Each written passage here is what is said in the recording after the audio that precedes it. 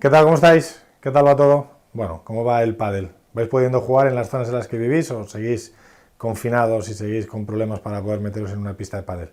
Bueno, si es así, pues paciencia, que enseguida todo pasa y poco a poco podréis otra vez volver a las pistas. Y si sois de los que vivís en zonas que ya estáis jugando al pádel, pues bueno, contadme qué tal va ese pádel. ¿Vais mejorando o no vais mejorando? ¿Van saliendo las cosas o seguís un poquito ahí encallados? Bueno, espero que de cualquier manera vaya todo bien.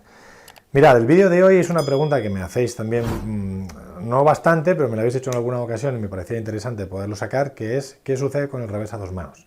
Además, justo me ha pasado que me acaba ahora mismo de entrar un nuevo alumno que viene del tenis y además ha estado becado en Estados Unidos y demás, y le pregunté si tenía el revés a dos manos en el tenis, me dijo que sí, y le dije, bueno, pues vamos a potenciarlo en el pádel, porque es importante, si tienes un revés a dos manos, sacarle provecho. ¿Qué sucede? Que la pregunta muchas veces es, oye Hugo, ¿el revés a dos manos sí o no? ¿Y a partir de qué edades? ¿Y cuándo podemos utilizarlo? Entonces, bueno, de este vídeo va acerca de eso. Vamos a empezar por lo más básico. Tema de edades. Tema de edades hay muchas veces que se dicen, bueno, los niños que tienen poquita fuerza, se les enseña a dos manos. Bueno, yo soy partidario de que como hoy, por suerte, tenemos palas que se adecúan a las edades de los peques, podemos intentar el revés a una mano, porque tenemos palas súper chiquititas para los niños que tienen 5, 6 añitos, 7 añitos y tienen palas muy chiquititas, con lo cual el manejarlas no les supone un problema. ¿Dónde va a tener problema ese peque para poder pasar la bola al otro lado? Si les ponemos lejos de la red, si les tiramos la bola desde el otro lado de la pista, desde el otro lado de la red. Entonces ahí vamos a generar situaciones en las que van a tener problemas para precisamente tener fuerza.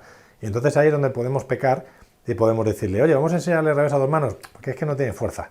Bueno, no tiene fuerza porque está haciendo un gran esfuerzo desde donde está y con la bola que le viene.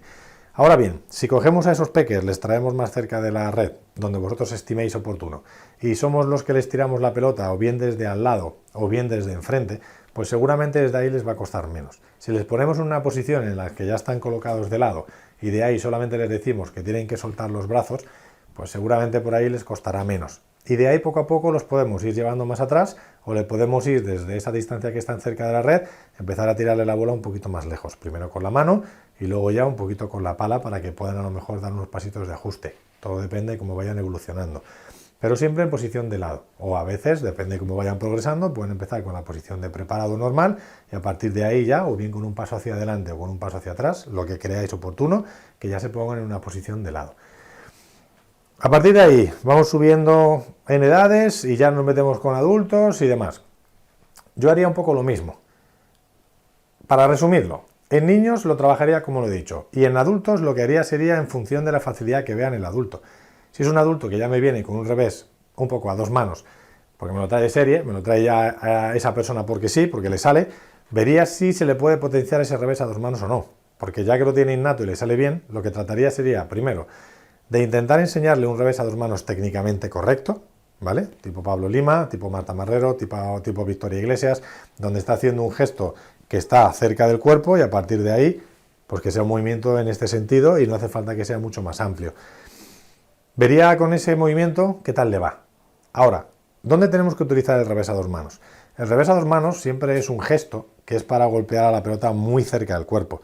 Todo lo que sea lejos del cuerpo no nos interesa a las dos manos, porque siempre vamos a llegar peor con dos manos que con una.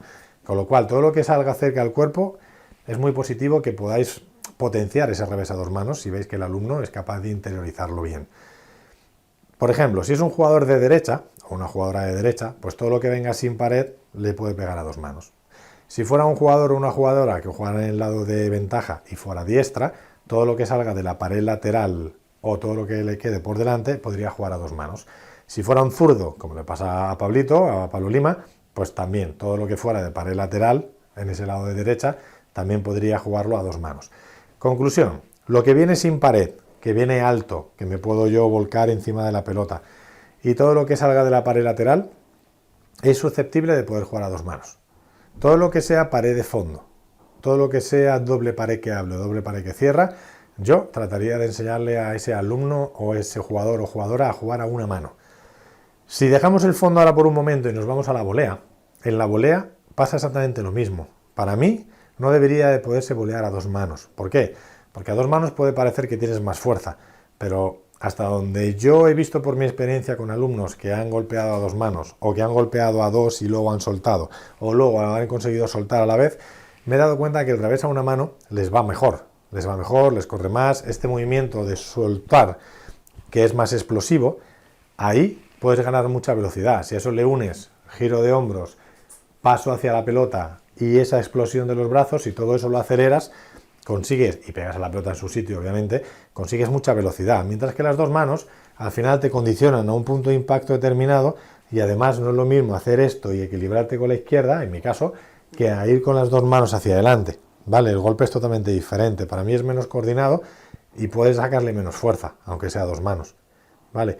Y luego, aquellas personas de vosotros y de vosotras, que alguna jugadora profesional hay que lo hace así, volea a dos manos y luego suelta, bueno, es un mal menor, pero hay que conseguir que se suelte justo en el momento del impacto, no impacto y luego suelto, porque entonces le quitamos naturalidad al golpe, y esa naturalidad que se le quita al golpe le resta velocidad, ¿vale? Yo, por ejemplo, cuando estuve el primer año y el único año que estuve entrenando a Mati Marina, primero con Alex Ruiz y luego Mati Marina con Gonzalo Rubio, mucho de lo que le trabajaba a Mati era precisamente esa volea, porque él volea mucho el zambombazo a dos manos, que es una locura, le corre la bola, que es un infierno, pero no podía estar todo el rato haciendo esa volea. Entonces le trabajé mucho para que soltara y para intentar ganar en calidad en esa volea de revés, ¿vale? Y al final conseguimos que poco a poco la volea fuera mejor y que la suya a dos manos la eligiera muy bien.